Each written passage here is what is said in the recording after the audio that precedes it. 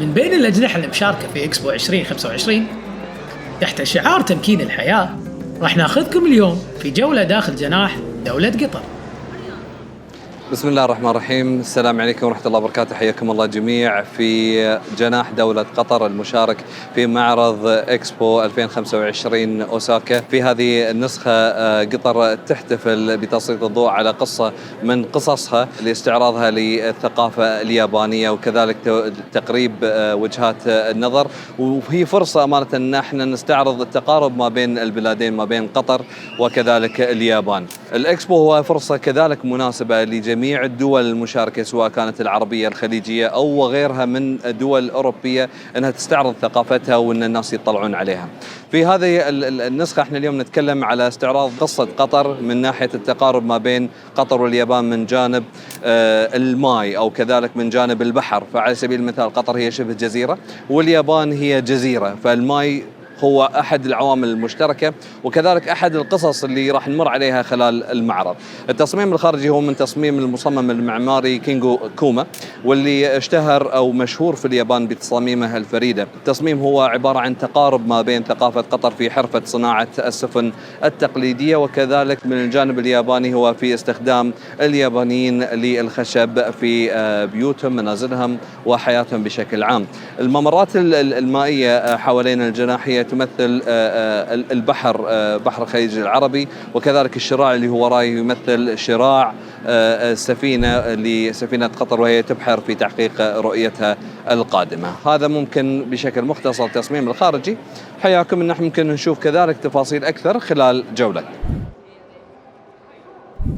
بداية رحلة الزوار لجناح قطر راح يمرون في هذا الممر اللي مثل ما انتم تشوفون يستعرض بعض القصص أو بعض أبيات الشعر اللي هي تروي قصة قطر وارتباطها بخط الساحل، وكذلك بالنسبة لصيد السمك أو كذلك تجارة اللؤلؤ في السابق. من هذا الباب يقدرون يدخلون الناس والزوار إلى الجناح ويتعرفون أكثر بتفاصيل أكثر. ولكن قبل ما احنا نمر وندخل على المعرض الأساسي راح نطلع معاكم إلى المجلس في الطابق العلوي، نستعرض في أحد الجوانب المهمة ومن بعدها نستكمل جولتنا على المعرض الأساسي. طبعا في الطابق الأول من جناح دولة قطر في هذا المكان منطقة مجلس VIP، احنا اليوم نستعرض في الترابط ما بين قطر واليابان. فعلى سبيل المثال المخطوطات اللي هي موجودة ونستعرضها للزوار هي عبارة عن عمل مشترك ما بين فنان قطري الفنان يوسف أحمد والفنان الياباني هاياكي نيشيغاكي، تعاونوا في عام 2022 احتفالا لمرور أكثر من 50 عام على العلاقات القطرية اليابانية، وكذلك هذا لا يعد أول تعاون ما بينهم. في عام 2012 اجتمعوا لأول مرة في مبادرة من مبادرات الأعوام الثقافية ألا وهي تابعة لمتاحف قطر، احتفال دولة قطر بعام ثقافي ما بين قطر واليابان. فهذا كان تقارب فيما يخص جانب المخطوطات الفنية. في عام 2022 أنتجوا الفنانين اثنيناتهم أكثر من 13 عمل فني مشترك في كل لوحة فنية بارزة ممكن تقدرون تشوفونها. هذا من جانب الثقافة. ولما ذكرت على موضوع التقارب ما بين قطر كشبه جزيرة واليابان كجزيرة، فأحدى العوامل المشتركة أو القواسم المشتركة وهو البحر. فتم تجسيد هذا البحر في القماش اللي هو موجود تم استخدامه في المجلس من قبل المصممة القطرية مريم الحميد. فيها كذلك اللي هي نقش التموجات البحرية، بالإضافة إلى ذكر أسماء المحامل التقليدية أو السفن التقليدية اللي كانت تستخدم في قطر في السابق، ألا وهي عبارة عن 10 أسماء مختلفة تم دمجهم مع حركة الموج. كذلك من جانب الترابط تم تقريب الألوان للكراسي بحيث أن نربط ما بين الأحمر الياباني وكذلك العنابي القطري. من جانب آخر في الخليج بشكل عام احنا نشتهر في موضوع السجاد أو الموكيت في مجالسنا في بيوتنا ومنازلنا. من جانب اليابان هم مشتهرين في موضوع التاتامي فلور، فأخذنا اللي هو نمط السجاد التاتامي وتم تطبيقه في اللي هو سجاد المجلس الخاص بجناح قطر في هذا المعرض. في منطقة العرض الرئيسية احنا اليوم نتكلم في آخر جانب من هذا المعرض ومن هذا الطابق، فنتكلم على التقارب ما بين قطر واليابان في عدة قطاعات وعدة جوانب. فبداية المعرض نتكلم احنا على قصة اللؤلؤ في السابق في قطر وكذلك في اليابان، الجوانب المشتركة فيما يخص كذلك صيد السمك وغيرها. ننتقل فيها من اللؤلؤ إلى موضوع الغاز الطبيعي المسال، وكذلك أول ناقلة غاز طبيعي تطلع من الدوحة إلى اليابان في التسعينات باسم الزبارة. من بعد هذه الجوانب نتكلم احنا فيها عن المنتجات اليابانية اللي تم استخدامها في قطر.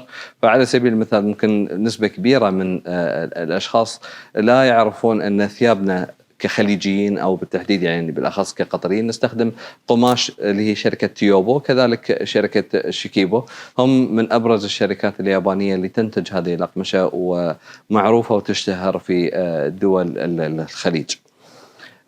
نتكلم كذلك على جانب اللاند كروزر والتويوتا، كونه هو من أبرز السيارات أو المركبات اللي تم استخدامها في قطر. في كل بيت قطري تلقى أكثر من إذا ما كان عندك كروزر تلاقي عنده 3 كروزرات.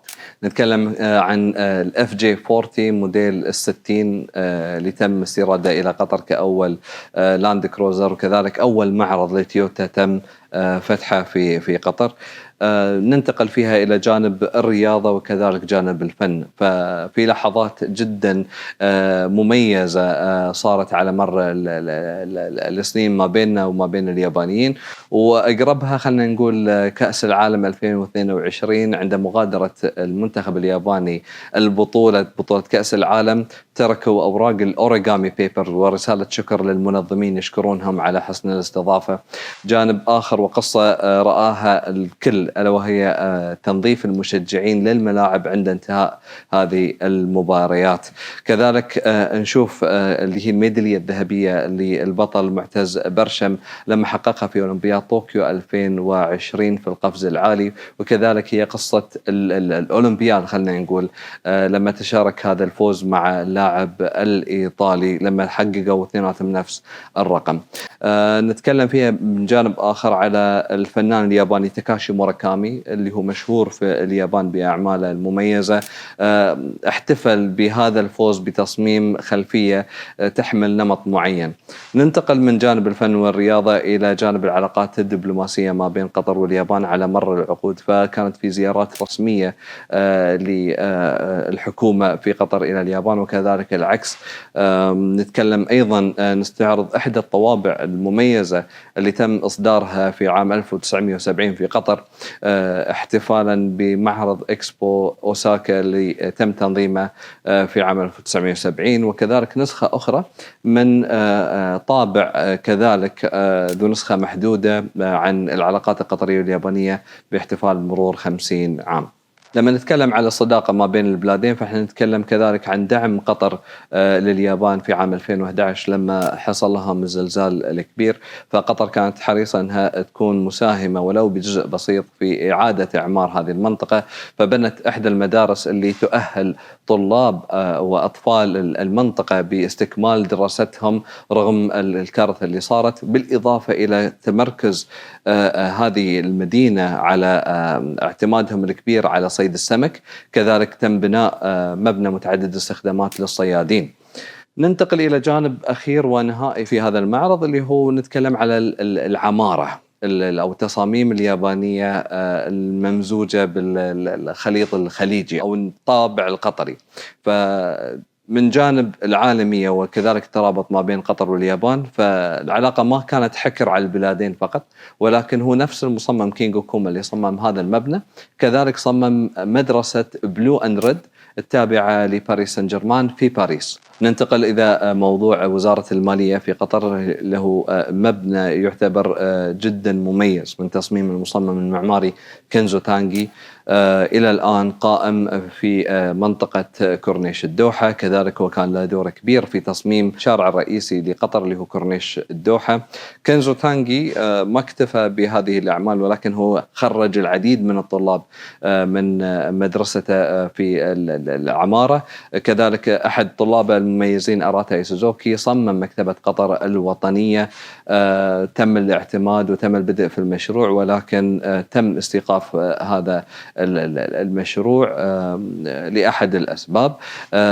لم يتوقف أراتا إيسوزوكي عن هذا العمل، ولكن كان له دور كبير في تخطيط ومشاركته لتنفيذ الماستر بلان لمؤسسة قطر والمعروفة بالمدينة التعليمية في قطر. صمم أحد الأبرز المباني ألا وهو مركز قطر الوطني للمؤتمرات، يتم تنظيم أكبر الفعاليات والحفلات وحفلات التخريج في هذا المبنى، وبالإضافة إلى قاعة الاحتفالات أو ساحة الاحتفالات الخارجية في المدينة التعليمية، وأحد الأماكن اللي تحتفل في الجامعات بتخريج كمية ودفعات كبيرة من طلابهم في هذه المنطقة. هذا بشكل ملخص على المعرض واللي قدمه من تجربة للزوار. أما في المعرض الأساسي يتيح للزوار التعرف على التاريخ والتراث القطري وارتباطه بالبحر، والتصميم يعطي الزائر تجربة المشي على الساحل القطري من المنطقة الشرقية إلى المنطقة الغربية، من خلالها يتعرفون على معالم قطر المهمة.